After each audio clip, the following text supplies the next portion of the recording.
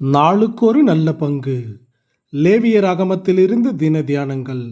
இன்றைக்கான வேத பகுதி லேவியராகமம் 12வது அதிகாரம், வசனங்கள் 1 முதல் 8 வரை. பாவ சுபாவத்தை நினைவூட்டல். ஒரு ஸ்திரீ கர்ப்பவதியாகி ஆண் பிள்ளையை பெற்றாள்.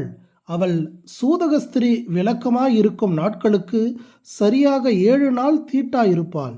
8ஆம் நாளிலே அந்த பிள்ளையினுடைய நுனித்தோலின் மாம்சம் விருத்த சேதனம் பண்ண கடவது. வசனம் 2, 3.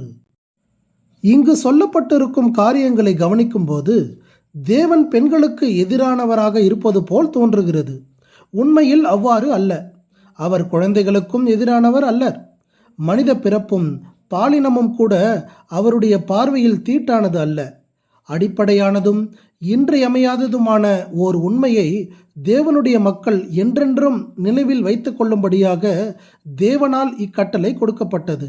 அதாவது, ஆதாமின் வீழ்ச்சியின் காரணமாக இந்த உலகத்தில் பிறக்கிற ஒவ்வொரு குழந்தையும் விழுந்து போன மனுக்குலத்தின் ஓர் அங்கமாகவே இருக்கிறது என்பதை தெரிவிப்பதற்காகவே ஆகும். மனித உறவில் ஏற்படுகிற அடிப்படையான பிரச்சனைகளை தீர்ப்பதற்கு பாவ இயல்புள்ள மனுக்குலத்திடம் எவ்வித தீர்வும் கிடையாது. நாம் ஒவ்வொருவருமே கரை பறிந்தவர்களாகவே பிறந்துள்ளோம். தேவன் விரும்புகிறபடி வாழுகிற வாழ்க்கையான எவ்வித முகாந்தரமும் இந்த விழுந்து போன மனுக்குலத்தாரிடம் இல்லை என்பதை இது சுட்டி காட்டுகிறது. மேலும் குழந்தையை பெற்றெடுத்த இளந்தாயாருக்கான சுத்திகரிப்பு நாட்கள் அல்லது அவளுக்கு விதிக்கப்பட்ட கட்டுப்பாடுகள் ஏதோ தீமையான அல்லது அசுத்தமான ஒன்று பிறப்புடன் தொடர்புடையதாக இருக்கிறது என்பதை புரிந்து கொள்ளும்படியாகவே ஆகும். மேலும் குழந்தையை பெற்றெடுத்த தாய் எவ்வளவு பலவீனமாய் இருப்பாள் என்பதை கர்த்தர் அவளுக்கான ஓய்வாகவும் இதை கொடுத்துள்ளார்.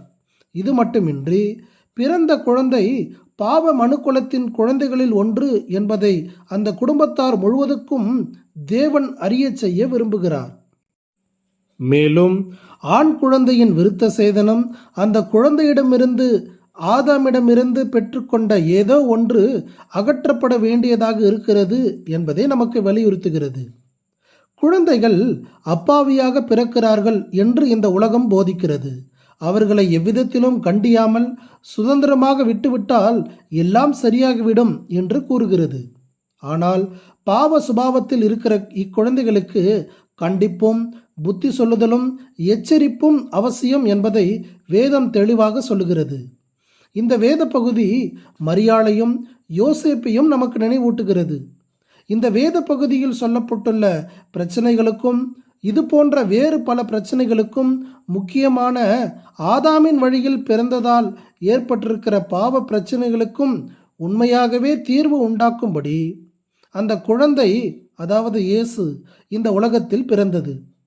விதிவிலக்காக இந்த குழந்தை பரிசுத்த ஆவியானவரின் அற்புத செயலால் பாவமற்ற நிலையில் இந்த உலகத்தில் உதித்தது.